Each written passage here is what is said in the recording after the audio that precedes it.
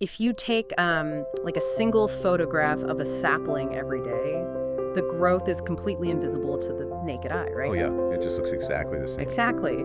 But if you stitch those scattered snapshots together into a high-speed time lapse, you suddenly witness this incredibly dynamic, living process. You see branches reaching, roots digging, the whole environment shifting. It's totally different when you speed it up. Right. So welcome into this deep dive. Today we are taking that exact time-lapse approach to explore the historical impact of a really fascinating figure named Don Bosco. And for those of you listening, especially if you're student learners trying to figure out how massive legacies are actually built, we really want to make this accessible. Yeah, we aren't just going to sit here and read a dry chronological biography. Nobody wants that. Definitely not. So instead, we are working from this stack of primary sources, letters, administrative notes, formal petitions, and the connecting thread here is an incredibly specific detail. I love this part. Right.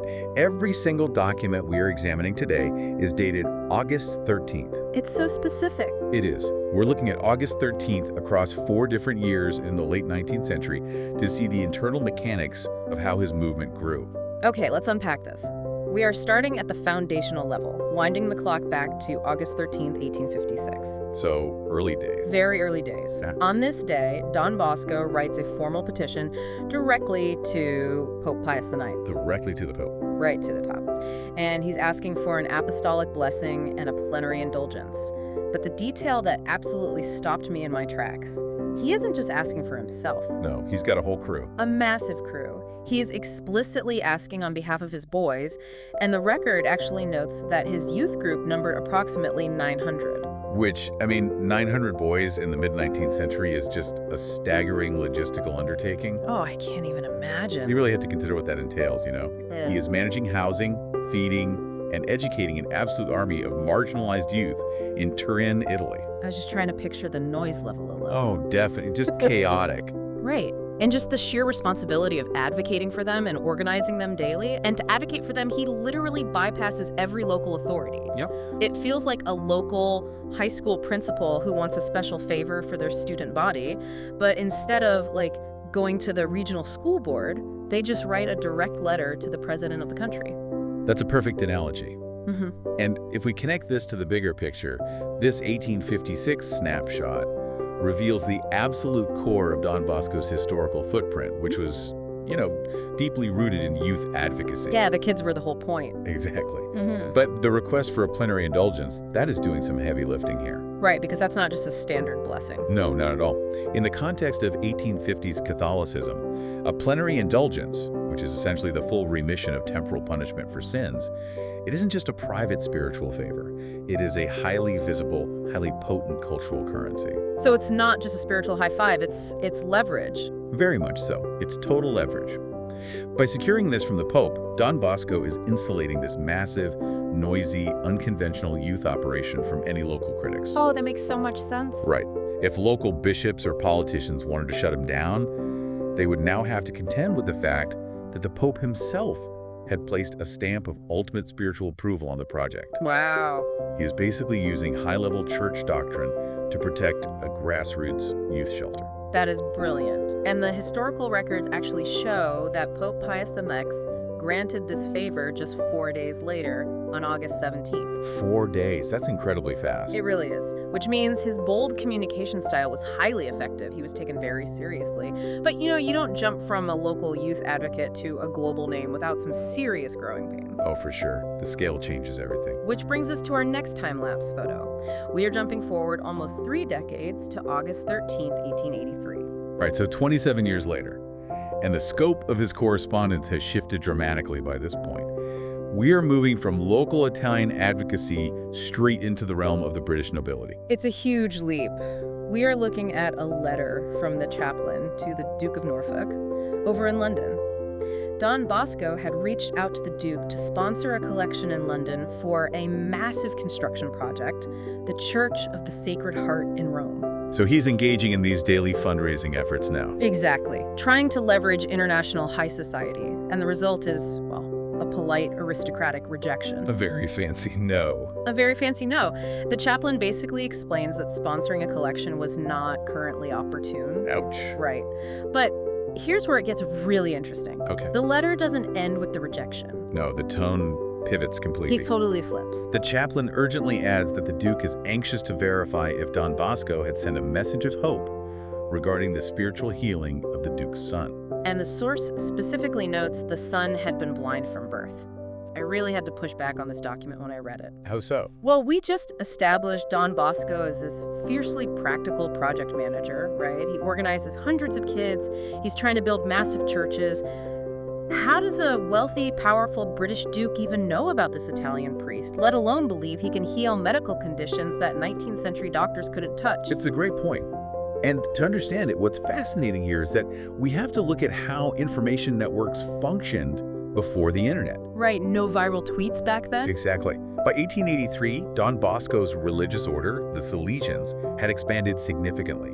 You had traveling priests, Catholic periodicals, pamphlets. They all acted as this highly effective analog information network. Like a word-of-mouth web. Yes. Stories of his youth work were traveling across borders, but as they traveled, they were being layered with these accounts of his perceived spiritual gifts. Ah, so it's an early form of virality. The story mutates from, he's a great youth worker, to he performs miracles as it crosses the continent. That's exactly it. We are seeing the messy collision of his practical historical impact and his growing legendary status. He's navigating dual identities now. That sounds exhausting. It really was. I mean, on one hand, he is doing the grueling daily administrative work of trying to fund a massive building project in Rome. He gets rejected, which shows that global figures still face mundane failures. Yeah, a no is still a no. Right. Yet simultaneously, he is carrying the crushing weight of these desperate, deeply personal expectations from people like the Duke who are literally looking for a miracle. Wow. If you're listening to this and you've ever tried to launch a startup or raise funds, you know exactly how much a polite no thank you stings. Oh, absolutely. Now imagine getting that rejection, but in the exact same breath, the investor begs you to perform a supernatural miracle for their family. It's a bizarre position to be in. That dual identity project manager and mystic, it just sounds physically and mentally exhausting. Which creates a perfect, direct causal link to the very next year. Because the human body can only sustain that level of international pressure and administrative grinding for so long. Yeah, something has to give. So let's look at August 13th, 1884, exactly 1 year later. We transition totally away from the high society drama of British dukes, and the source material explicitly notes that Don Bosco is physically worn out. He's just hit a wall. He is hiding out, recuperating at the bishop's villa in Pinerolo. But, and this is the crazy part, he is still working. Of course he is. He writes a letter to Father Tullio Agostini to acknowledge a donation. And this donation stands in stark contrast to those international fundraising efforts of the previous year. It's night and day. The year before, he was asking a duke to sponsor an entire church in London. In 1884, he is acknowledging a gift of just 500 lire, donated by two individuals the letter describes as lovely lady donors from Padua. It's such a specific, charming detail. It really is, and he expresses immense gratitude for what he calls their timely assistance. It immediately made me think of running a grassroots GoFundMe campaign today. Oh. Even with all this international fame, the movement is surviving on small, timely gifts from everyday people just to keep the lights on. That phrase, timely assistance, is incredibly telling because it peels back the curtain on his daily administrative challenges. Fame doesn't pay the bills. Nope. Even while his reputation as a mystic is spreading all across Europe, his actual daily reality is balancing ledgers. The administration of this massive charitable enterprise was likely always operating on the razor's edge of insolvency. Just barely scraping by. Exactly. Those 500 lire arrived right when the treasury was empty. It adds such a crucial layer of humanity to him. We often turn historical figures into these, bronze statues who just effortlessly float through time. Right, like they never had a bad day. Yeah. But in 1884, the guy is just exhausted. He needs to retreat to a villa to recover his strength, but the administrative machine never stops. He still has to handwrite the thank you notes. It grounds the narrative so well. The Duke of Norfolk's letter implies a man of untouchable spiritual power. But the Padua letter shows us a non-profit manager expressing profound relief that a small grassroots donation cleared the bank. It's so relatable. The historical impact of his movement was really built on a foundation of sheer exhaustion and relentless daily correspondence. Okay, so we have seen the bold local youth advocate in 1856. We've seen the global fundraiser dealing with a dual identity in 1883. We've seen the burnt-out, grateful nonprofit manager in 1884. Now we take one final click of our time-lapse camera. The last snapshot. August 13th, 1885. And this is where we really have to ask, what happens to a historical impact when the movement grows larger than the founder? The source document for 1885 captures that transition beautifully, largely because of who is and isn't included in the correspondence. Yeah, Don Bosco isn't even in the letter. He's completely absent. But the correspondence on this day is between two other people, Father Joseph Lazaro and Bishop John Cagliaro. They are discussing administrative matters. Specifically, they are commissioning an artist named Rollini to create a painting based on a photograph, which shows the bishop standing between two newly baptized converts. The founder has entirely stepped out of the frame. So what does this all mean? Honestly, I have to push back on this development a bit. Go for it. When I read this 1885 letter, it kind of felt like the movement had lost its soul. In 1856, Don Bosco is fiercely fighting for 900 marginalized kids. Right. By 1885, a bunch of middle managers are commissioning fancy oil paintings of themselves. It feels like we're watching a vibrant grassroots charity turn into a bloated bureaucracy focused on public relations. I can see why it looks like that. I mean, I can't help but compare the 500 lire they desperately needed for survival in 1884 with the administrative costs of commissioning professional art in 1885. Isn't this just bureaucratic rot? Well, this raises an important question, right? And it is a trap that is very, very easy to fall into when analyzing history. We tend to view institutional paperwork and public relations as the death of passion. It usually feels that way. It does.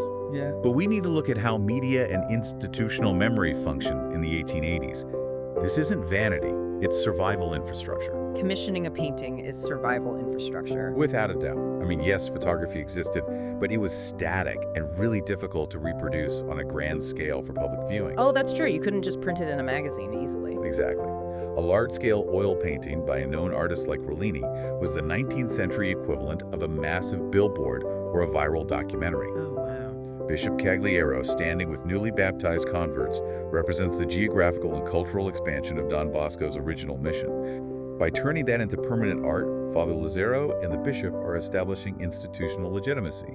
Okay, I actually see the logic there. They are translating the raw energy of the youth movement into a visual legacy that the public can recognize and, more importantly, support. Exactly. Because a movement that relies entirely on the physical presence and endless energy of its founder, it's doomed to end the moment that founder passes away. Right. And we just saw how physically exhausted Don Bosco was a year prior. What you are calling bureaucratic rot is actually the necessary scaffolding of a lasting legacy. Huh. The fact that Don Bosco doesn't need to write the letter, the fact that his successors are managing the administrative costs and directing the public relations, it proves that his impact has successfully outgrown him. It is the ultimate goal of any leader, isn't it? You start by doing everything yourself, writing to the Pope, managing the 900 kids, but eventually you build a machine that can operate while you rest. Precisely. The 500 lire from 1884 kept the founder alive for another day, but the administrative capital spent on the Rollini painting in 1885 ensured the mission would survive for another century. The time-lapse reveals that complete structural transformation. The solo advocate planting the seeds has become a fully institutionalized forest that is spreading on its own. Let's zoom out and summarize this journey through our 4 August 13ths. We started in 1856 with a local leader leveraging a papal indulgence to protect his 900 youth. A really bold move. Then we advanced to 1883, witnessing the tension of a man dealing with international fundraising rejections while carrying the heavy expectations of a powerful duke hoping for a spiritual miracle. Then we get the reality check of 1884, seeing an exhausted man recuperating in a villa, relying on the grassroots lifeline of 500 lire just to maintain operations. And it ending in 1885, where the legacy becomes institutionalized. The founder steps back, and his successors handle the administration, celebrate new converts, and secure the movement's public relations through commissioned art. It really is a masterclass in how historical impact is actually built. It reminds you that an enduring legacy isn't created in a single grand gesture carved into marble. It is built day by day. Sometimes it looks like a bold papal petition. Sometimes it looks like navigating the complexities of international nobility. Right. And sometimes it just looks like the grueling administrative paperwork required to secure a future you might not even live to see. It is the daily, often invisible accumulation of effort. And looking at history this way, it actually leaves us with a provocative thought to consider regarding our own lives. Yeah. We have just analyzed a historical giant through the highly specific lens of a single calendar date. I think I know where you are going with this. What if you applied that same time-lapse lens to yourself? Oh, man. If you were to pull the August 13th records of your own life across the last decade, your emails, your texts, the projects you were stressing over, the people you're trying to help, what story would those snapshots tell? It makes you wonder how much of your own growth you are completely blind to. Exactly. What story of personal evolution, of shifting priorities, of your own growing impact on the people around you would emerge when those scattered photos are finally stitched together? Because when you are standing in the forest of your own life, the daily growth is impossible to see, but the time lapse never lies.